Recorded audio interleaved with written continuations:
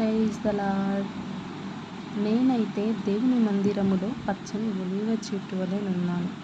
నిత్యం దేవుని కృపయందు నమ్మిక ఉంచి ఉన్నాను.